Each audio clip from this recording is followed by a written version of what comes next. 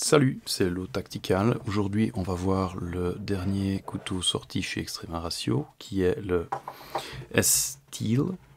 Voilà le contenu de la boîte, donc un petit peu comme d'habitude, le couteau, le sachet et le certificat de contrôle qualité, qui maintenant est noir, mais c'est joli. Donc, voilà pour ce qui est de la boîte. Le couteau en lui-même, déjà, hop. Voilà, je vous montre un petit peu. Donc c'est le S-Steel en version Stonewash. L'histoire du couteau, c'est que c'est un couteau qui est une collaboration entre Extrema Ratio et le designer Thilo Arndt Schiller. L'acier, c'est du N690 Böhler, 58 HRC de dureté. Je vais dire comme d'habitude, on ne change pas une formule qui marche bien. En termes de lame, on a une forme spear point, donc vraiment en fer de lance, comme vous pouvez voir. Une épaisseur de 5 mm. Finition stonewash, comme j'ai dit. Un simple tranchant, ça c'est important à savoir. Ça veut dire aussi, en termes de légalité, ça ne va pas te poser de problème. Maintenant, si c'est légal chez vous, vous pouvez toujours faire le deuxième tranchant ici au-dessus sans trop de problème, parce qu'il y a très peu, je vais essayer de montrer, très peu de matière à enlever. C'est deux émoutures plates, épaisseur 5 mm, et clairement prévu comme couteau tactique. Donc au niveau construction, c'est une construction complètement usinée, donc on part de vraiment un morceau d'acier de 5 mm d'épaisseur et on enlève de la matière jusqu'à arriver ici, avec finition stonewash. Au niveau du profil, vous avez cette partie ici qui est vraiment typique des designs Extrema Ratio, et vous avez la partie du dessus qui est, je vais dire, plus ou moins symétrique et qui a l'avantage en fait d'offrir une bonne rétention et d'agir comme une petite garde. Niveau rétention, pour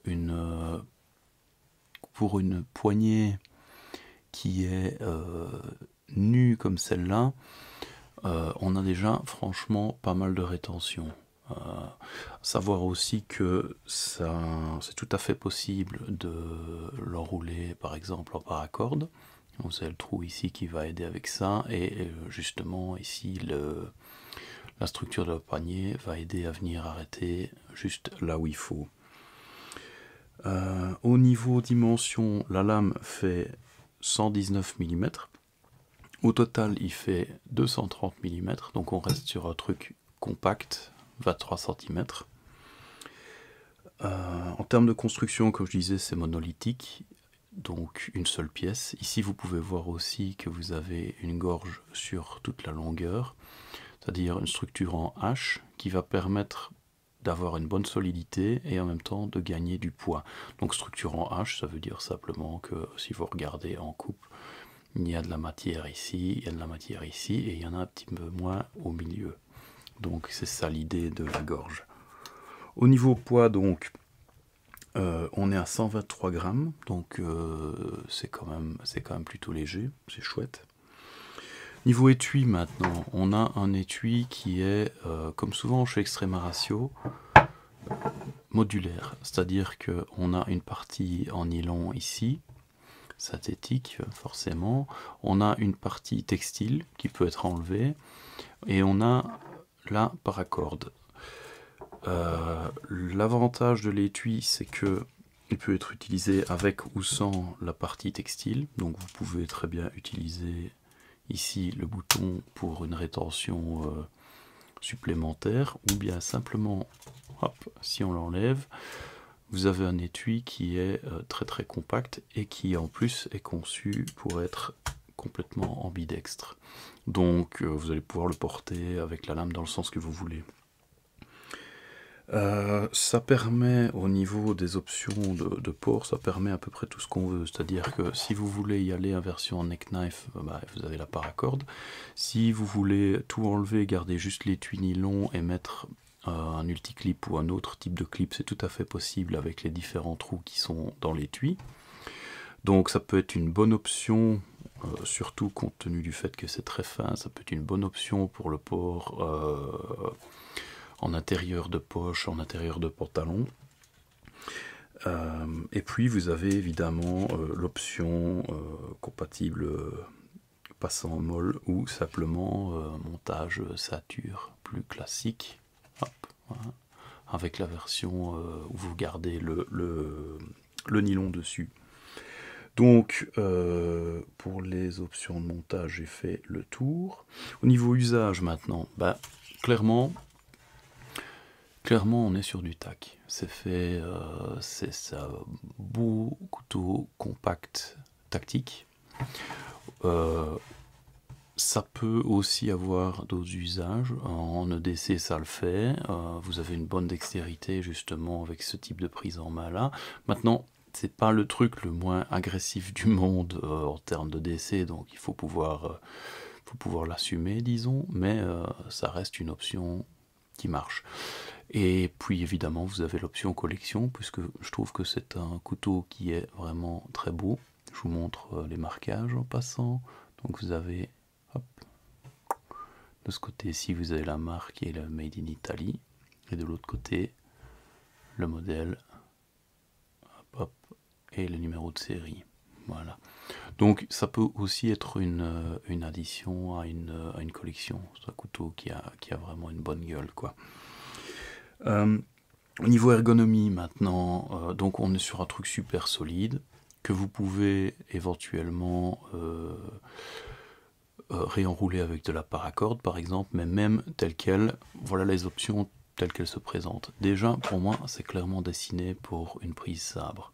À ce niveau là c'est top, vous avez toute la place qu'il vous faut et vous avez le pouce qui va venir se mettre ici, il n'y a rien qui va bouger. Notez aussi que vous avez ici à l'arrière cette petite pointe supplémentaire qui va servir de brise-vitre ou de brise, ce que vous voulez. Ce qui fait que en usage sabre, en prise sabre, c'est top. Maintenant, en reverse grip, ça va marcher, pourvu que vous n'alliez pas appuyer trop fort ici à l'arrière, mais ça marche bien. Surtout que, de nouveau, naturellement, vos doigts, votre paume vont bien se mettre. Reverse grip, edge out. Maintenant, ça va pas le faire si vous allez en edge in, tout simplement parce que vu la position ici du profil de la poignée, vous allez vous retrouver avec du tranchant dans la main. Donc ça va pas le faire. Par contre, dans le cas reverse grip, c'est pas vraiment un problème puisque le but ça reste la pénétration et 2, si vous avez besoin de tranchant à l'intérieur, il est toujours temps d'aiguiser l'autre côté de la lame qui est ici, auquel cas vous n'aurez pas du tout de problème dans cette prise en main là. Vous remarquerez que de nouveau avec mes grandes mains, il n'y a pas de problème en termes de place. Et en termes de rétention, c'est déjà bien, et ça peut aussi s'améliorer si vous ajoutez de la paracorde par exemple ou autre chose. Il y en a qui mettent de la gaine thermorétractable, c'est pas peut-être pas le top sur ceci parce que au niveau esthétique, voilà, mais parfois ça marche bien. Voilà, ici il est donc en version Stonewash. Au niveau du prix, on est à 196 €. Je sais qu'il existe ou qu'il va sortir dans une version noire, une version camouflée. Donc c'est une version noire avec des espèces de camouflage multicam qui est très bien aussi. Mais j'ai pas les infos là-dessus pour l'instant. Donc voilà, le S-Steel de chez Extrema Ratio en version Stonewash. Super couteau. Moi j'aime vraiment bien, très compact, pratique pour plein de trucs et comme d'habitude chez eux vous avez beaucoup d'options de port, beaucoup d'options qui vont vous permettre de mettre tout ça à votre goût. Donc voilà pour le moment pour le S-Steel de chez Extrema Ratio. Voilà, ciao ciao.